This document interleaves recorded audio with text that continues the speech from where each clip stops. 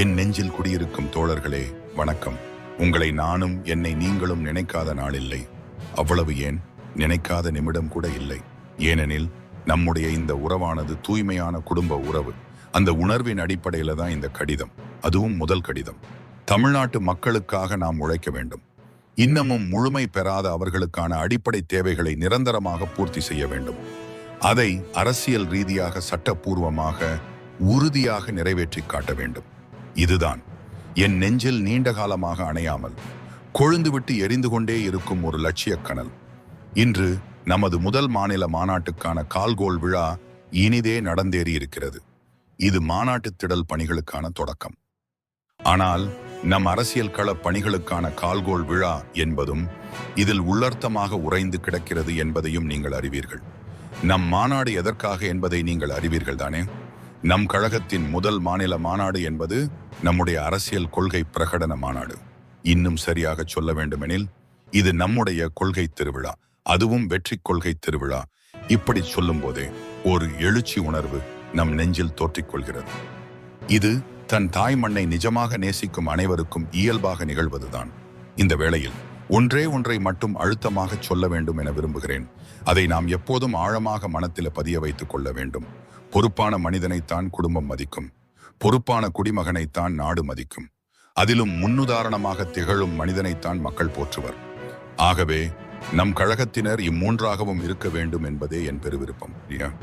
மாநாட்டுக்கான ஏற்பாடுகள் தொடங்கி மாநாட்டில் பங்கேற்பது வரை நம் கழகத்தினர் இராணுவ கட்டுப்பாட்டுடன் இயங்குவர் என்பதை இந்த நாடும் நாட்டு மக்களும் உணர வேண்டும்.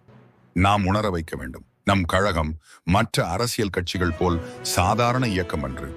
இது ஆற்றல் மிக்க பெரும்படை, இளஞ்சிங்க படை, சிங்க பெண்கள் படை, குடும்பங்கள் இணைந்த கூட்டு பெரும்படை. ஆகவே நம்மிடம் உற்சாகம் இருக்கலாம், கொண்டாட்டம் இருக்கலாம், குதூகலம் இருக்கலாம். ஆனால் படையணியினர் ஓரிடத்தில் கூடினால் அந்த இடம் கட்டுப்பாடு மிக்கதாக மட்டுமில்லாமல் பக்குவம் நிறைந்ததாகவும் இருக்கும் என்பதையும் நாம் நிரூபித்து காட்ட வேண்டும். இவர்களுக்கு அரசியல் என்றால் என்னவென்று தெரியுமா? மாநாடு என்றால் என்னவென்று தெரியுமா? களத்தில் தொடர்ச்சியாக நின்று வென்று காட்ட இயலுமா? இப்படி ஏகப்பட்ட கேள்விகளை நம் மீது வீசுவதில் அதீத விருப்பம் கொண்டவர்களாக சிலர் இருக்கின்றனர். இந்த மாநாட்டை வெற்றிகரமாக நடத்தி காட்டும் போதுதான் அவர்களுக்கு புரியும், தமிழக வெற்றிக் கழகம் ஏதோ பேருக்கு அரசியலுக்கு வந்த கட்சி அன்று. வீறு கொண்டு எழுந்து அரசியல் களத்தில் வெற்றி காணப் போகின்ற கட்சி என்பதை நம்மை எடை போடுவோரும் இனிமேல் புரிந்து கொள்வர்.